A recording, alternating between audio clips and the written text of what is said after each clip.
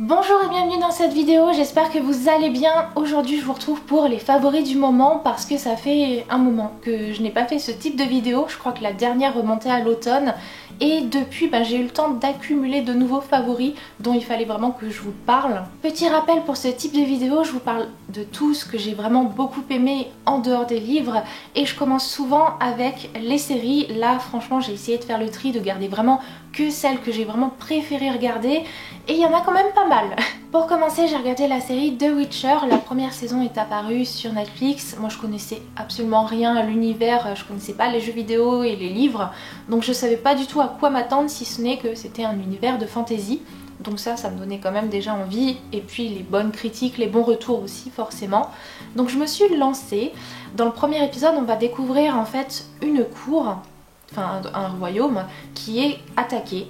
On sait pas trop pourquoi, qu'est-ce qui a bien pu mener à ça, mais en fait on va découvrir toute cette histoire au fur et à mesure de la série. Justement pendant la série on va suivre 3 personnages dont Gérald. Gérald c'est un mutant, c'est un sorceleur aussi, donc lui son rôle c'est de tuer les monstres. Il est payé par les humains pour tuer des monstres, vu que c'est un mutant il a plus de capacité donc il est capable de se débarrasser de ces monstres, donc c'est comme ça qu'il gagne sa vie.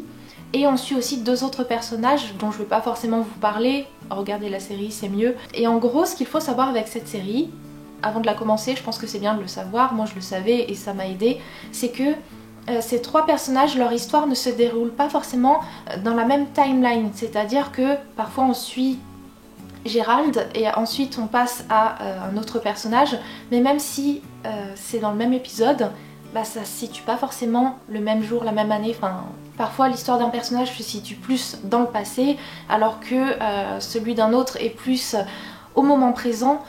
Donc ça peut paraître un petit peu compliqué dit comme ça, mais je trouve que ça va. Enfin moi je m'y suis vraiment bien retrouvée. La série, en la regardant, j'ai assez bien compris tout ce qui se passait, quand, comment. Après il y a des gens j'ai vu qui avaient été un peu perdus, moi ça n'a pas été mon cas. J'ai vraiment bien aimé, puis j'espère qu'il y aura une saison 2 parce que c'est un univers qui est plutôt intéressant et que j'ai envie de voir se développer par la suite. Ensuite il fallait que je vous parle de Virgin River. J'ai regardé la première saison qui est arrivée sur Netflix. C'est le genre de série qui est tellement parfaite pour l'automne-hiver, vous savez, le genre de série avec un peu de drama mais en même temps hyper doudou, hyper cocooning. Vraiment tellement parfaite pour la saison. Moi ça fait des années que j'entends parler des livres, donc j'ai toujours été curieuse sur cette histoire et forcément quand la série est arrivée, je me suis dit que c'était l'occasion de pouvoir la découvrir. Ça nous parle de Meg, qui est une jeune infirmière qui va arriver à Virgin River, qui est une petite ville. C'est vraiment le genre de petite ville un petit peu paumée, où du coup tous les habitants se connaissent parce que ils sont un petit peu entre eux à l'écart du monde entre guillemets. Et du coup tout le monde se demande un petit peu pourquoi Meg, qui est une jeune femme, qui a un petit peu toute la vie devant elle, qui voilà, est un âge où on a envie de bouger, où on est assez actif, pourquoi est-ce que cette jeune femme va arriver à Virgin River qui est un petit peu au milieu de nulle part. Du coup on s'intéresse au passé de Meg, on va voir petit à petit ce qui l'a conduit, ce qui l'a amené à arriver à Virgin River, et puis on s'intéresse aussi à cette petite ville, à ses habitants, à ceux qui vont être pour l'arrivée de Meg, à ceux qui vont être beaucoup plus suspicieux, enfin à tout ce qui se passe au niveau des habitants aussi. Il y a plein de petites histoires. En gros c'est une petite série comme ça où on va se focaliser sur cette ville de Virgin River, principalement sur Meg mais pas que. Ça m'a fait penser un peu à Gilmore Girl et ça m'a mis super à l'aise et j'ai vraiment beaucoup aimé cette première saison. Et je suis très contente parce que la série est renouvelée et qu'il y en a une deuxième qui va arriver. Ensuite, il n'y a pas longtemps, j'ai regardé le spin-off de Pretty Little Liars qui est donc de Perfectionist. Donc on suit Allison et Mona. Allison en fait va avoir un nouveau poste, elle va être prof dans une université. Sauf qu'elle découvre dans cette université qu'il y a des choses bizarres qui s'y passent. Et en plus de ça, il y a Mona qui travaille dans cette université, elle aussi. Pretty Little Liars c'est une de mes séries préférées, j'ai vraiment beaucoup aimé l'ambiance et forcément ce spin-off j'avais envie de le découvrir, même si je savais à l'avance que j'allais être frustrée parce que la série n'a pas été renouvelée, donc il n'y aura pas de saison 2 et bon, voilà, je savais que je partais pour regarder juste une saison. Mais c'était déjà ça en fait, j'avais envie de voir cette saison et je trouve ça dommage en fait que la série n'a pas été renouvelée parce qu'elle proposait des choses vraiment intéressantes je trouve. Enfin moi j'ai beaucoup aimé cette première saison, il y a que 10 épisodes, ça va vite, mais c'est assez intéressant. Ça propose des choses vraiment, vraiment bien et la toute fin part dans une direction que je trouve assez intéressante, donc je suis un peu frustrée qu'il n'y ait pas de suite quand même. Ensuite en ce moment je suis à fond sur Downton Abbey. C'est une série qui m'a toujours intriguée et ma mère en fait arrêtait pas de tomber dessus à la télé. Je sais pas où ça passe exactement mais elle tombait dessus et elle trouvait ça super sympa et ça l'intriguait de plus en plus à un tel point où fin novembre elle s'est acheté l'intégrale en DVD. Et du coup quand elle me l'a dit, je lui ai dit bah écoute quand tu auras terminé la série je veux bien que tu me les prêtes s'il te plaît. Et le truc c'est que on a fêté Noël ensemble, elle est venue chez moi à Noël et en l'espace d'un mois elle avait déjà terminé, elle avait déjà tout regardé. Donc elle est arrivée comme ça avec le coffret et bah j'avais plus qu'à me les faire hein. Donc j'ai commencé la série, ça y est, j'ai regardé la première saison, là je suis en train de terminer la saison 2. Je pense que c'est le genre de série dont on n'a pas vraiment besoin de parler, enfin bon allez je le fais quand même. En gros à Downton Abbey on s'intéresse à une famille bourgeoise mais aussi à toutes les personnes qui vont travailler pour cette famille. Et ça qui est super intéressant du coup c'est qu'on s'intéresse pas juste à la famille de personnes qui ont de l'argent mais aussi tous ceux qui s'occupent d'eux, enfin majordome, valet, cuisinière, tout le monde quoi. Et tout ce petit monde est vraiment hyper agréable à suivre, j'aime vraiment beaucoup. Les épisodes sont longs mais pour moi qui aime plutôt les formats un peu plus courts de 40 minutes, là même si c'est un peu plus long je trouve que ça se regarde hyper bien. Et ouais je sais pas, il y a ce petit truc qui prend et qui marche vraiment bien je trouve avec cette série, donc je suis vraiment contente. Et pour finir avec les séries je vais vous parler d'une dernière série qui n'est pas nouvelle pour moi. C'est une série que j'ai continuée et terminée puisque c'est la 3e saison d'Anne with an E. Cette série je l'avais commencée en automne, j'avais regardé les 2 premières saisons, j'avais vraiment adoré. Et là la saison 3 je l'attendais avec beaucoup d'impatience mais en même temps avec un petit peu de, un petit peu d'appréhension parce que je savais que ça allait être la dernière et j'avais pas envie que la série se termine. D'ailleurs j'ai regardé cette série tout doucement vraiment pour essayer d'en profiter le plus possible et puis à la fin j'ai enchaîné les derniers épisodes donc j'ai pas tenu. Cette saison 3 je l'ai trouvée canon, meilleure que la 2, elle propose plein de choses que j'ai trouvées hyper intéressantes. Et bon elle se termine d'une jolie façon mais il y a d'autres intrigues qui je trouve laissent un peu la porte ouverte. On sait pas trop, il pourrait se passer d'autres choses, il pourrait y avoir en fait matière à faire une saison 4 et je trouve ça dommage du coup qu'il n'y ait pas de saison 4 parce que les livres vont quand même assez loin dans l'histoire d'Anne donc techniquement il y a de la matière pour produire de nouveaux épisodes donc bon je suis un peu déçue qu'il n'y ait pas de nouvelle saison mais bon c'est comme ça. Ensuite on passe au film et depuis ma précédente vidéo des favoris, je suis allée quelques fois au cinéma et il y a eu des films que j'ai vraiment beaucoup appréciés, notamment La Reine des Neiges 2, film que j'attendais avec beaucoup d'appréhension parce que le premier volet c'était vraiment toute une histoire pour moi. Déjà en tant que fan Disney c'est un projet dont j'avais connaissance depuis des années. Et du coup j'avais tellement hâte que ce projet soit enfin abouti et que le film sorte. Et quand le film est sorti en 2013 j'étais tellement heureuse. D'ailleurs on est allé à une avant-première avec toute une petite communauté comme ça de fans Disney. C'était une journée vraiment particulière entourée de personnes dont certaines en fait sont devenues des amis aujourd'hui. Donc pour moi c'est vraiment un très beau souvenir et le film en lui-même je l'avais tellement aimé qu'il faisait partie de mon top 5 de mes films Disney préférés, donc c'était vous dire. Et là le volet 2 j'avais vraiment peur que ça gâche tout. Et en fait je l'ai préféré au premier.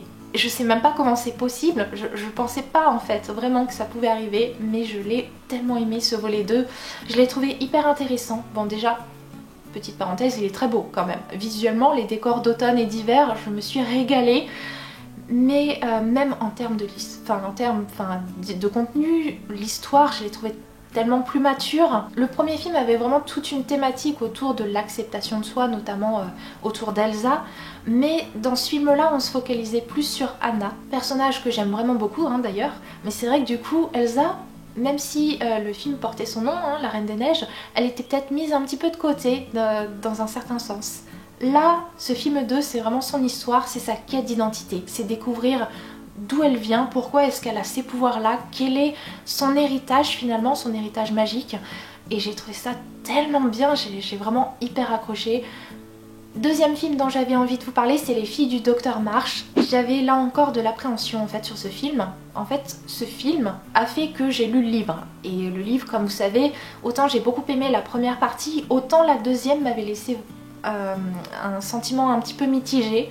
Du coup, j'avais un peu peur de de voir certaines choses dans le film et en fait le film m'a réconciliée avec le bouquin.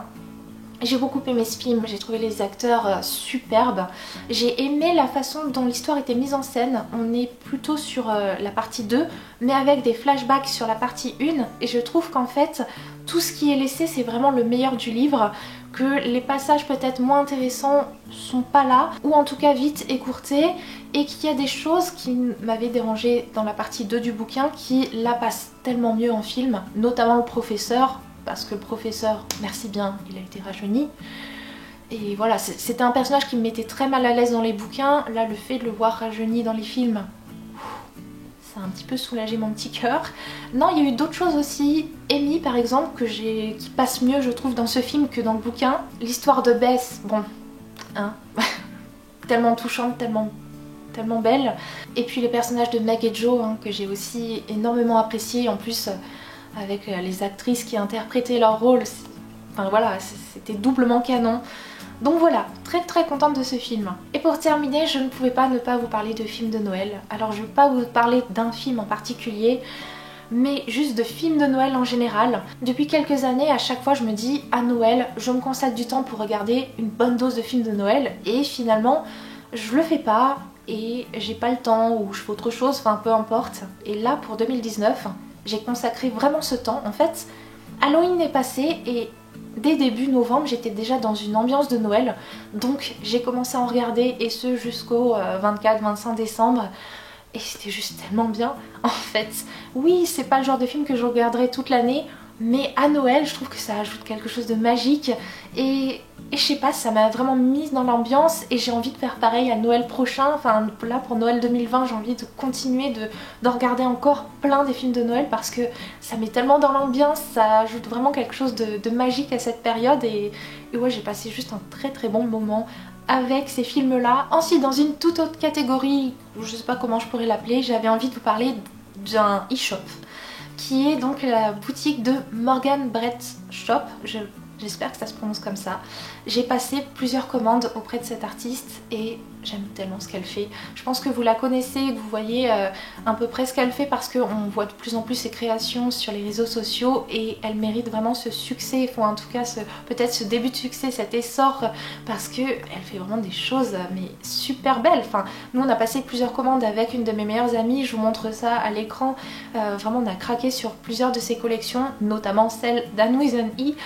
Mais pas que, moi j'ai craqué par exemple sur la collection des sorcières avec les marque-pages, enfin vraiment j'aime vraiment ce qu'elle fait, je trouve que ce sont des produits, que ce soit les pins, les marque-pages, les cartes sont vraiment des produits de qualité, les pins sont assez grands, ils sont bien détaillés, sur les marque-pages il y a du brillant, enfin c'est super joli. Et j'aime vraiment beaucoup ce que fait cette artiste parce qu'elle va s'intéresser à des univers et faire des choses qui lui sont carrément propres, qui sont juste elle. Ensuite on va parler d'une bougie, je vous en parle pas forcément toujours en fait de bougies lors de mes vidéos des favoris, tout simplement parce que j'ai tendance à acheter un peu les mêmes. Mais là j'en ai testé une nouvelle pour Noël et j'ai tellement aimé. C'est la Vanilla Bean Noël de chez Bath Body Works que j'ai trouvé dans ma boutique parisienne où j'achète mes bougies Bath Body Works et Yankee Candle.